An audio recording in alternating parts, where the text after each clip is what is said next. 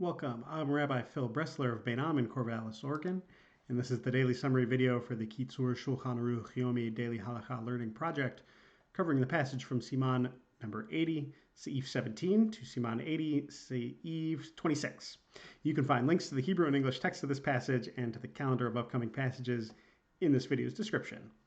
We're going to keep talking today about Melachot on Shabbat, as we will for at least the week ahead.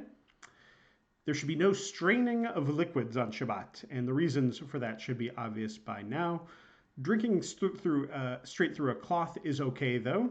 That is, for example, to filter out dirty water.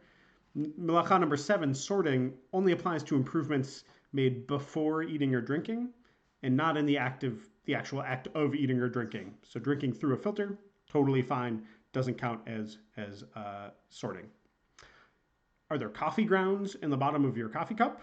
Drinking the last of the liquid could be a kind of sorting, so make sure you just leave a little bit left in the bottom so you don't separate that out. Don't skim the butter fat off of milk unless it's to use immediately or you take some of the milk with it. If you get a bug in your food or drink, you can't just remove it. Remember, that would be removing the undesirable from the desirable. You have to take some of the food or drink with it. Then you're not sorting anything out. Crushing up salt or pepper or similar items would ordinarily be number 8, grinding. But you can do it if you use it immediately, and if you do it with some kind of shinui, you do it in some kind of unusual way with a twist. Adding salt to food so that it changes that food's nature, like adding so much salt that it makes something mushy, that's prohibited. That's sort of a derivative of cooking. Melacha number 28, tanning, which is preserving something in order to prevent spoiling, doesn't actually apply to food, but the rabbis don't want you to get too close to that anyway. If you're just adding salt to food for flavor, though, that's okay, and you should eat it right away. Letting it sit salted is not okay.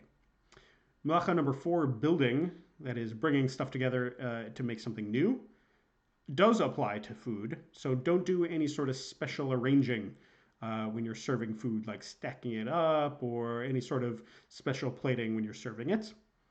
And finally, washing dishes on Shabbat. Man, sometimes I wish this was just outright prohibited so that I could get off the hook. Don't use boiling water directly on your dishes. They must be pretty dirty if you're resorting to that in this day and age. But don't use boiling water directly on them, I think, out of worry about cooking bits of food that might be on there. Also, don't wring out your cloth or sponge that you're using, and don't scour especially hard, such that you could maybe make grooves or things like that. That would be an halacha as well. Really, just only wash what you need for Shabbat and do it well enough to clean it, but not so hard that you're gonna clean it once and for all. Just wash what you need for Shabbat. Don't expend too much effort and let it continue to be a restful day.